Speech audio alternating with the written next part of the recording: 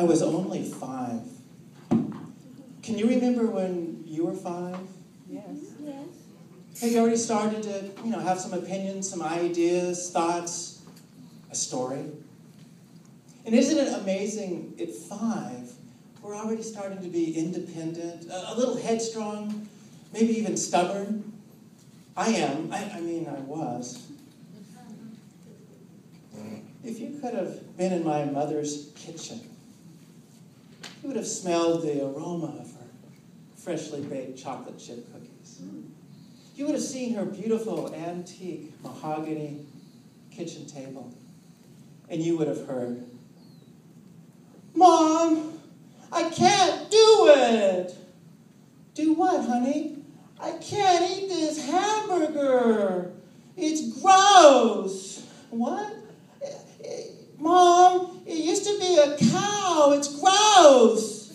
Jeez. "Honey, eat it. It's good for you." "Well, it wasn't good for the cow." Oh, Already at 5 years old, I had a story, a good story. I didn't want to hurt, harm, or endanger any living creature. What's your story? Is it a story about lack? Not enough love? Not enough money? Not enough health? Not enough hope? Is it a story of addiction, of people, places, and things? What if your story wasn't helping you? What if your story was standing between you and a better life? What if you had to make a choice between sticking to your story and having a better life? My story took a U-turn September 6th of 1989. I was in a car accident, and visibly I was fine. But my immune system had been compromised, had been hurt, had been made vulnerable.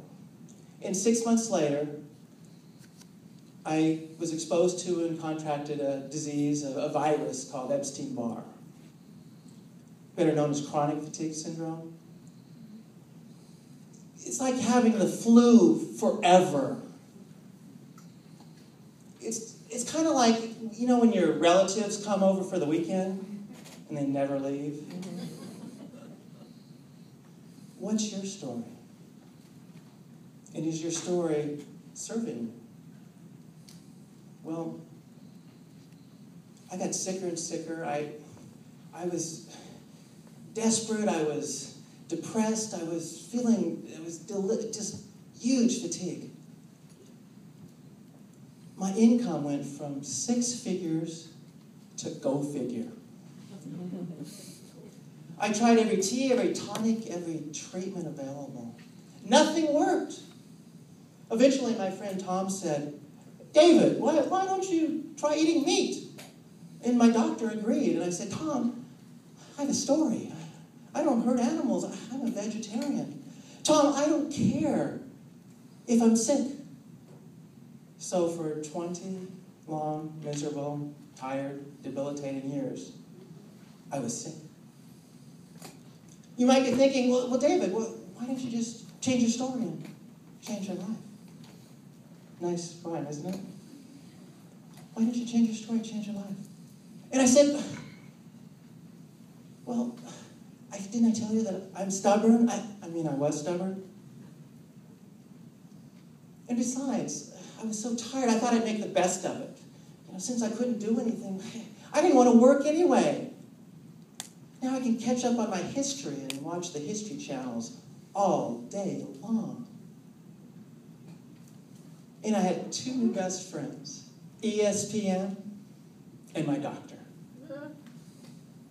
What's that, John? Did I think about ending it all? Dozens of times. But I figured I'd probably have chronic fatigue out there too. What's your story? And have you considered changing your story and changing your life? Eventually it got to the point where I couldn't leave the house. I hit rock bottom. They say when the student is ready, the teacher will appear. There's a healer named Kline, tall, thin, smart. And she finally said those words, and I heard them for the first time. David, change your story. Change your life. Kathleen, it's not going to be easy. In fact, it's gross. I've been a vegetarian for 47 years. I don't know how. David, why don't you try a sense of humor? Did you know, David, that Mark Twain said a sense of humor is mankind's greatest blessing? And David, a study with the University of Chicago said that a great sense of humor can add 8 years to your life. So armed with a sense of humor and the backing of Kathleen, I went to a barbecue. And I was joking with everybody there, attempting to eat that first hamburger in 47 years. Charlie, did you know that the word vegetarian is actually a Native American phrase?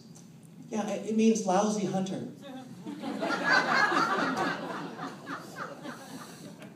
And with a sense of humor, Kathleen's help, and a lot of ketchup,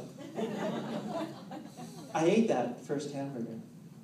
And by consistently eating animal protein over the next 3 years, my body began to heal itself.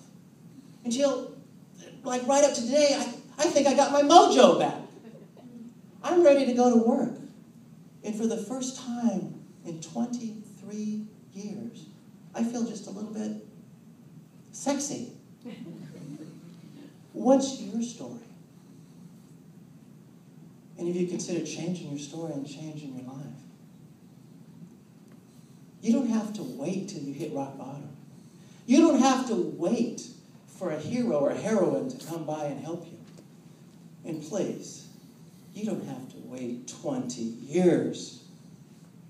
Because when you change your story and change your life is going to get better. People are going to notice you. Oh, yeah. You're going to get more done. You'll probably even make more money. And you just might be a little more sexy. No, not Charlie, but... Ladies and gentlemen, when you change your story today, when you change it today, you change your life forever. Mr. Montgomery. Yeah, all right.